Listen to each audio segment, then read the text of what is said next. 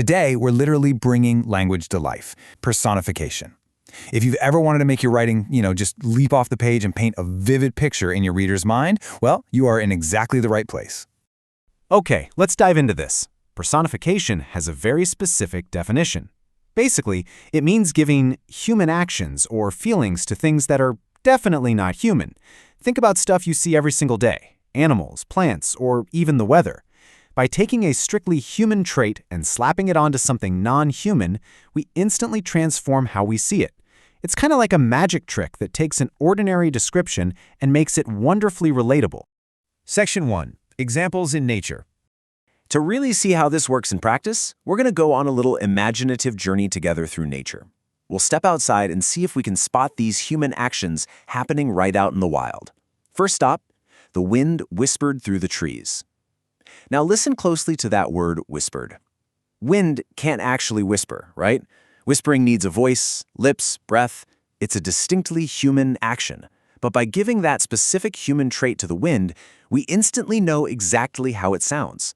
It's not some loud howling gale. It's a soft, gentle, almost secretive sound, just rustling through the branches. Now, what's really interesting about this slide is how we completely accept this image.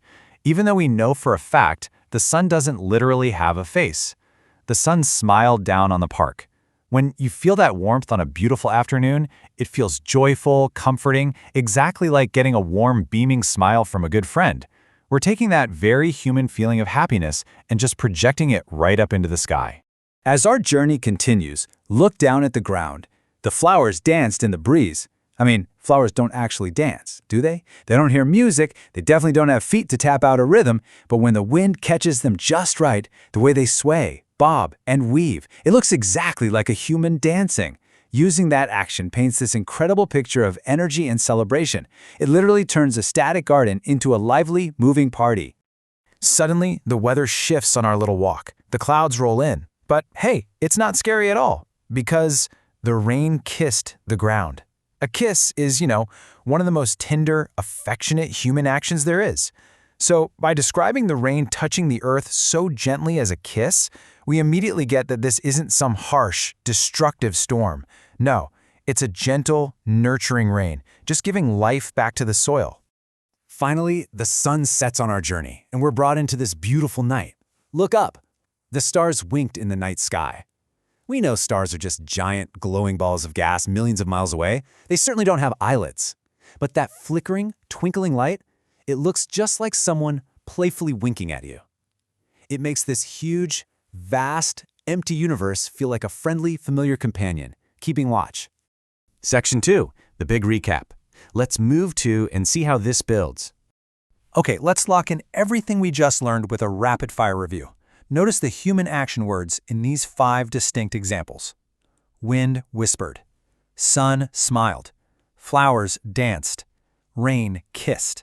Stars winked. Boom! Those are 5 beautiful, super distinct examples of personification.